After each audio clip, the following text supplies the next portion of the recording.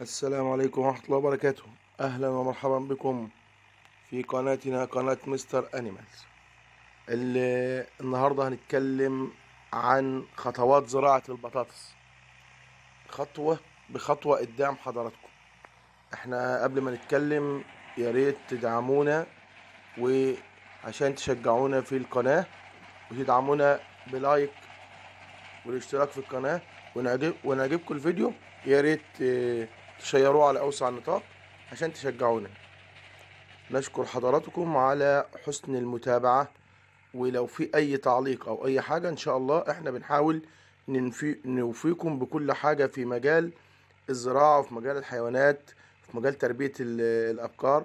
فقناتنا قناة شاملة وإن شاء الله بتسرد يوميات الفلاح عامة يعني، وبنحاول دايما إن إحنا نكون معاكم خطوة بخطوة في كل حاجة إن شاء الله تهم الفلاح المصري في كل شيء، من تربية مواشي، من زراعة، من كل شيء. نشكر حضراتكم ونأسف على الإطالة، وهنخش على طول في موضوع زراعة البطاطس. احنا زراعة البطاطس دي من الزراعات النهاردة المهمة جدا في مصر يعني، بيتفتح فيها باب التصدير، ومن الزراعات اللي ان شاء الله باذن الله الخساره فيها مش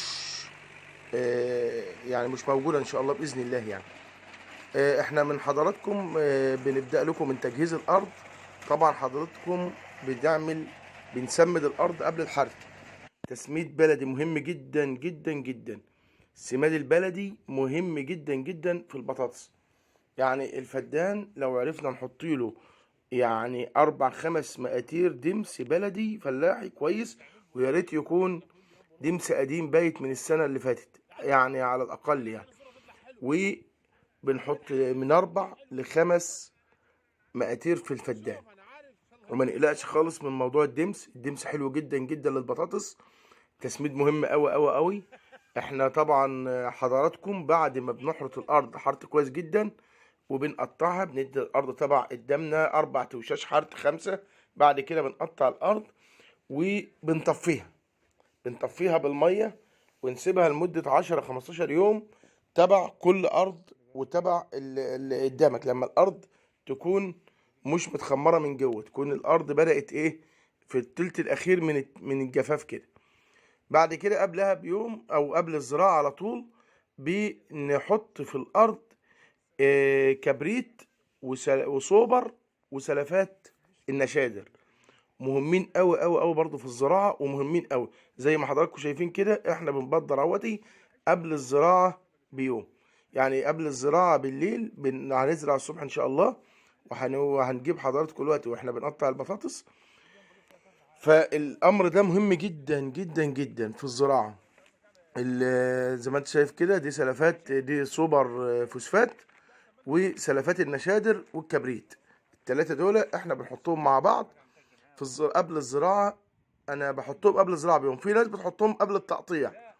والله هي بقى كل واحد له مدرسته بيعملها، لكن ان شاء الله الهدف واحد يعني.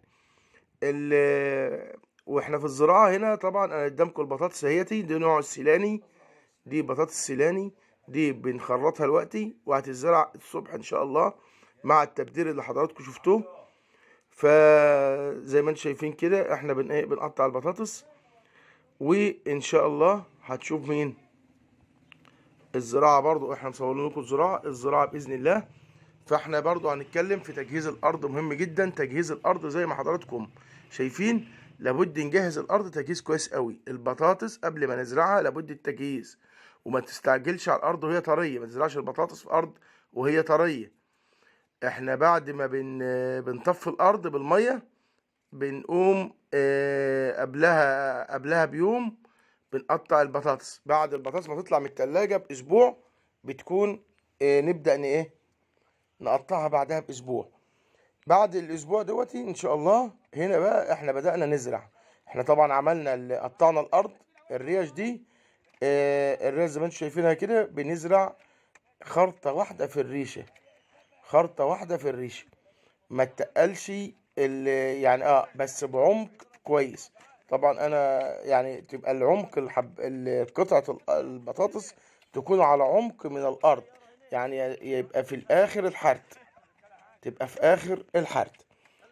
زي ما حضراتكم شايفين كده، لابد الزراعة تكون على مسافات متقاربة، مش من على مسافات بعيدة. طبعا الفلاحين متمارسين جدا. الارض اللي يعني زي ما قدامكم شايفين، زي ما انتم شايفين كده، الارض اللي قدامكم ديت قبل الزراعة دي محطوط فيها صوبر وكبريت، صوبر فوسفات وكبريت وسلفات نشادر، هي اللي عامله التربه زي ما حضراتكم شايفين كده. طبعا التربه وراها بتكون طريه، يعني ما تكونش ايه جافه قوي، وفي نفس الوقت ما تكونش خمرانه، ما تكونش الميه لسه فيها كتير، عشان القطع البطاطس ما يحصل لهاش عفن، عشان تكون قطع البطاطس ما يحصلش عفن. حاجه مهمه جدا جدا جدا، قبل برضو ما بنعمل خلطه فيها سم تمك للفحار، للفحار اللي هو بنسميه النخار، اللي هو يعني كل ما بلد ولها مصطلح في النخار او ما شابه ذلك. زي ما حضراتكم شايفين كده الزراعة، ده طبعا بيزرع الصاري قدامكم، فيعني ايه بيحط 4 خرطات. الصاري ده عشان كبير شوية، لكن الريشة بنحط فيها خرطة واحدة بس، الريشة بنحط فيها خرطة واحدة بس. حضراتكم تمام. اه طبعا احنا بعد ما بنخلص زراعة بنخش على ايه؟ بعد ما نخلص زراعة بنخش على التفويس. طبعا هم دلوقتي بيزرعوا، وان شاء الله بإذن الله تاني هيخلصوا زراعة النهاردة، بكرة في اليوم التاني برضه انا الفيديو موجود فيه للآخر. اليوم التاني هيكون فيه ايه؟ في اليوم التاني هيكون ان شاء الله التفويس هيبقى قدام حضراتكم، وهنقول لكم التفويس بيبقى ازاي. التفويس ده شيء مهم جدا. فوائد التفويس ايه بقى؟ فوائد التفويس ان اولا احنا بنقطع الخط كويس عشان المية تعرف تروي، لان ري البطاطس ما بيكون بحرفية شديدة، ما بنرويش، ما بنغمرش الارض قوي. وفي نفس الوقت لابد نكون نفتح الخطوط زي ما حضراتكم شايفين كده في التفويس. ايوه بنفتح الخطوط عشان تبقى الخط ماشي كويس، وبنجيب وبنغطي البطاطس كويس جدا عشان البطاطس ما يطولهاش الشمس وتبدأ تخضر تحت الأرض. وخلال 15 يوم أو 20 يوم البطاطس بتبدأ تعمل. احنا ما بنرويش غير لما بيحصل تلتين أو نص تخدير على الأقل، يعني البطاطس كلها تطلع تبقى الأرض فيها نص تخدير إن البطاطس بدأت تعمل. بعد كده بنروي، وبعد كده بنظبط الري. طبعا أنا هتابع حضراتكم على طول في كل خطوة في الأرض دي لحد إن شاء الله الجمع، ولمعرفة الزراعة بالأمور اللي احنا شايفينها دي. زي ما انت شايف كده حضرتك، لابد يفتح الريشة تكون تفتح كويس والخطوط تفتح كويس. تابع الفيديو للنهاية وهتتلاقي شغل ما شاء الله أنا مصوره لكم ممتاز. أنا جايب لكم خطوة بخطوة في قلب الفيديو، خطوة بخطوة. وإن شاء الله من هنا لآخر السنة، يعني لآخر الزرعة ما تطلع إن شاء الله، هتابعكم كل فترة بإيه، بالري وبالرش وبالتسميد وبكل حاجة. طبعا الخطوط قدامكم اهيتي اترسمت رسمة كويسة خالص، واتفوست تفويس ما شاء الله يعني.